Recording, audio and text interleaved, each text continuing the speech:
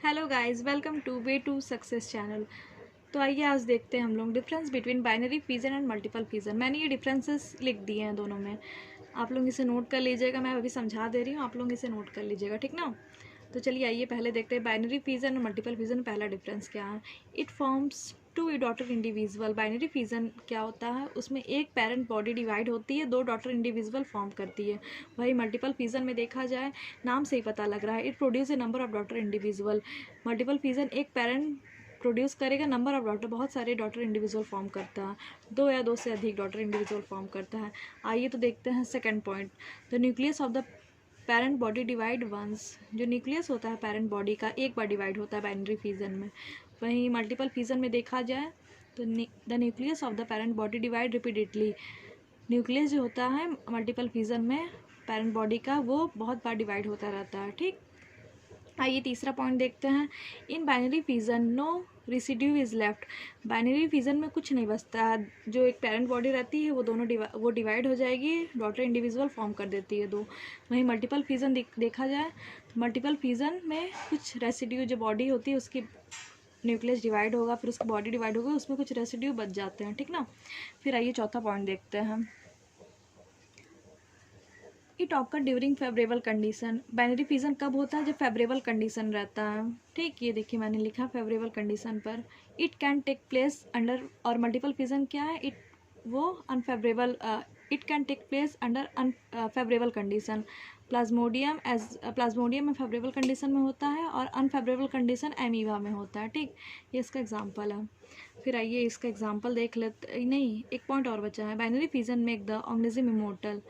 जो binary fission होता है वो ऑर्गेनिजम्स इमोर्टल, इस क्यों इमोर्टल कहते हैं, क्योंकि उसकी एक पेरेंट बॉडी रहती है, वो डिवाइड कर जाती है दो डॉटर इंडिविजुअल में, फिर ऐसे डिवाइड होता रहता है, इसलिए बाइनरी फिजन को इमोर्टल कहा जाता है। Makes the body organism, binary fission कोई ऑर्गेनिज्म को इमोर्टल बना देती है, वो कभी नहीं मरने वाला रहता है।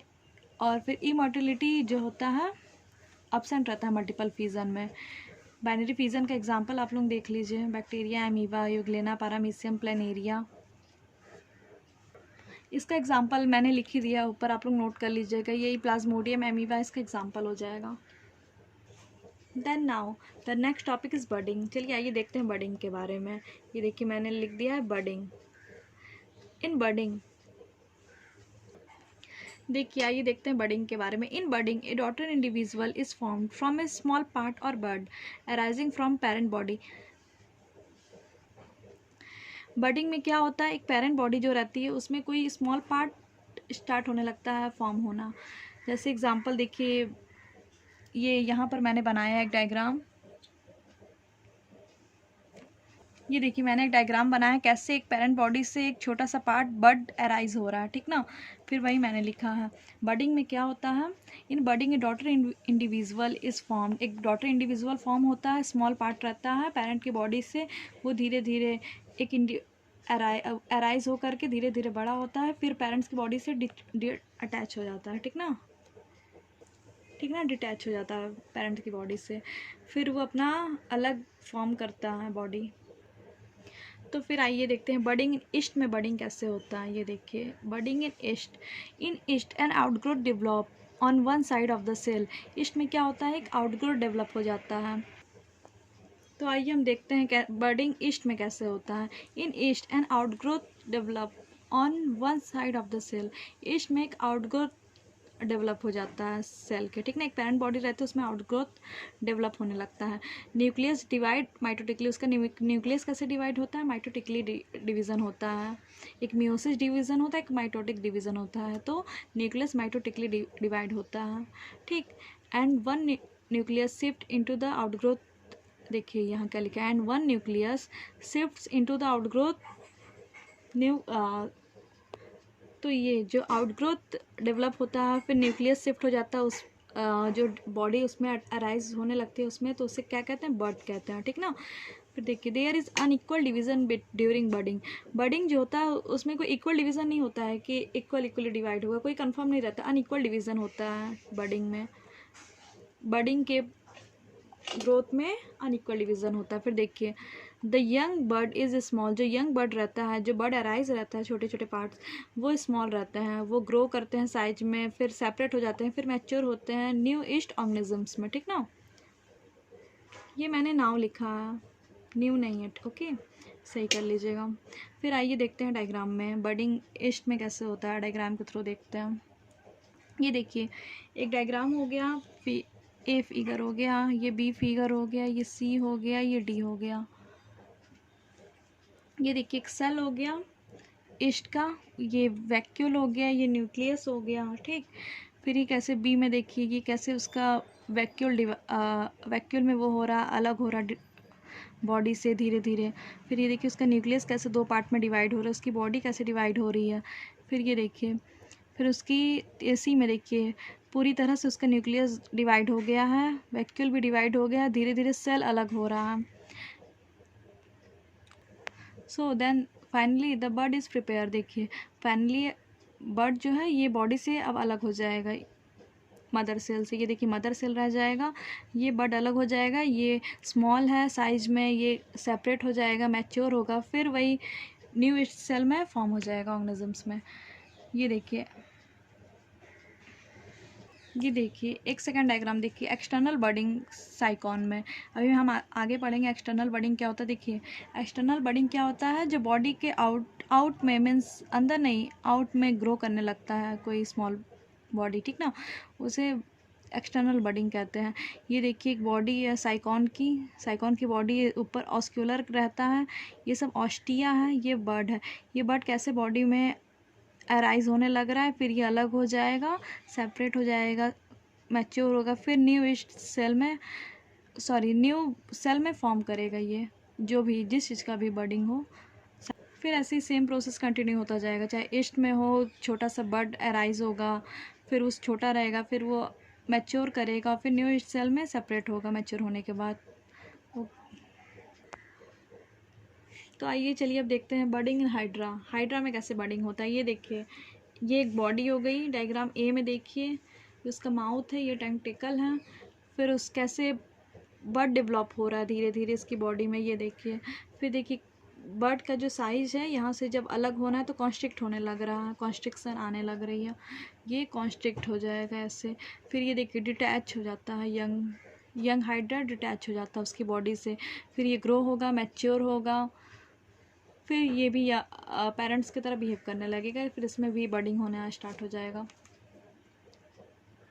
आइए अब देखते हैं बर्डिंग इन एनिमल्स।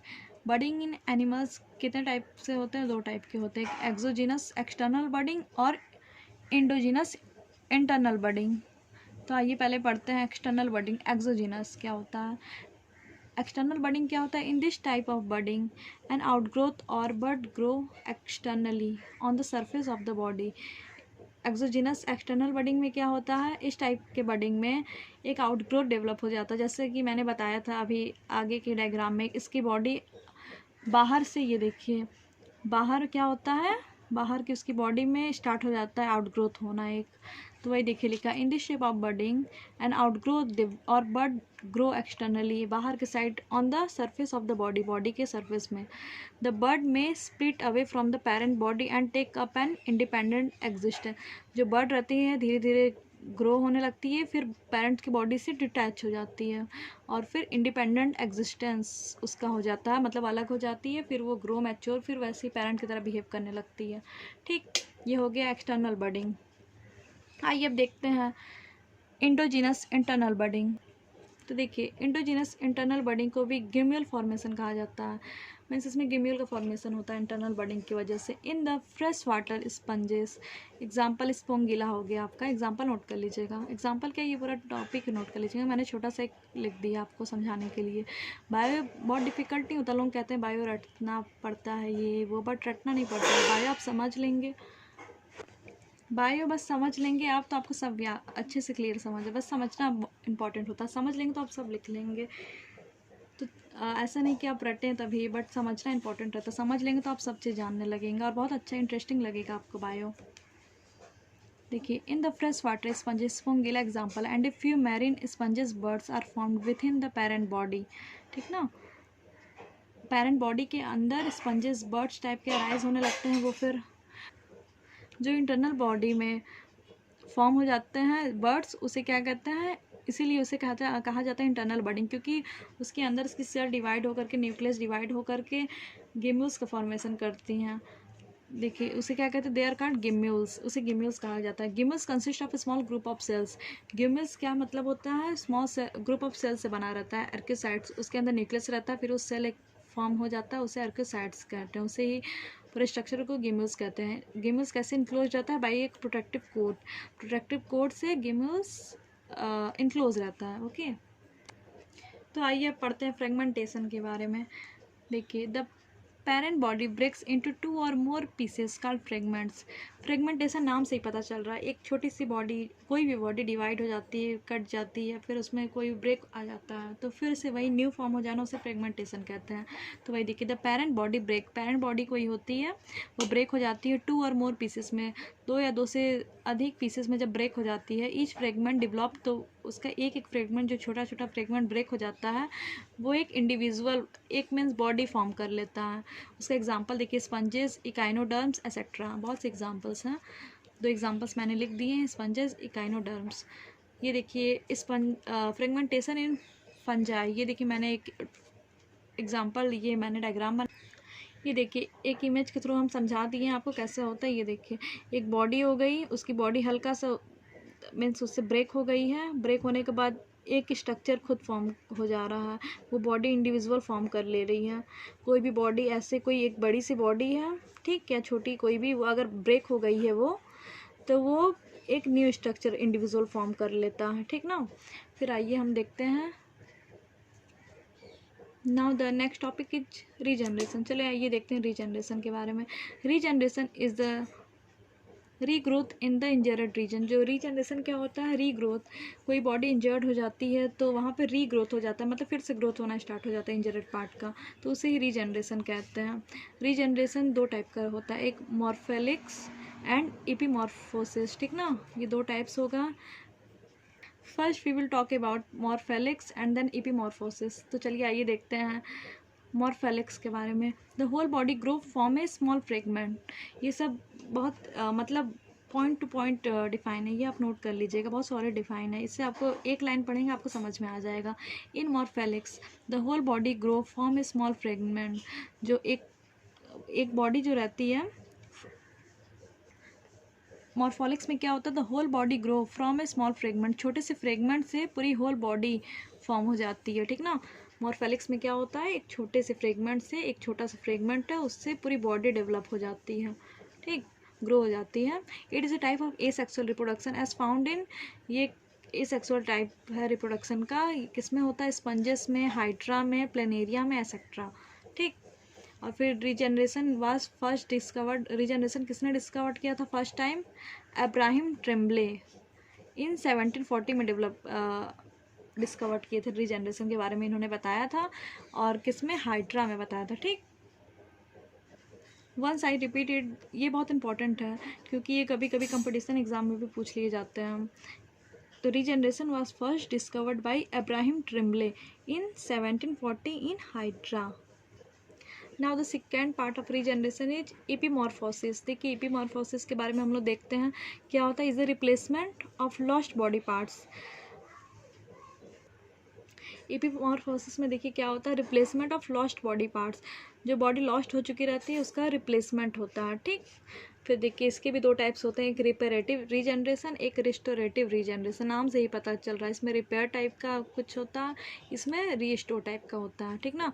देखिए आइए पहले देखते हैं reparative regeneration. Only certain damage tissue can be regenerated, only certain damage tissue can be regenerated, इसमें जो सर्टेन टिश्यू जो डैमेज रहते हैं वो रीजनरेट होते हैं, ठीक ना। और देखिए रिस्टोरेटिव रीजनरेशन में क्या होता है, सेवरेबल बॉडी पार्ट्स कैन रीडेवलप, बहुत से सेवरेबल, बहुत से बॉडी पार्ट्स जो होते हैं वो रीडेवलप होते हैं, फिर से डेवलप होते हैं। इसका एग्जांपल देख लीजिए, मैंने लिख दिया है broken tail of wall lizard. जो लिजार्ड होते हैं, जो छिपकली जिसे हिंदी में हम कहते हैं, उसके बॉडी पार्ट्स रीडेवलप होते हैं, उसके सेवरेबल बॉडी पार्ट्स रीडेवलप हो सकते हैं, अगर वो कहीं से डैमेज हो जाए तो रीडेवलप हो जाते हैं। Thank you for watching this video. अगर आपको ये समझ में अच्छा लगे तो प्लीज़ लाइक, सब्सक्राइब, शेयर कर दीजिएगा। Thank you.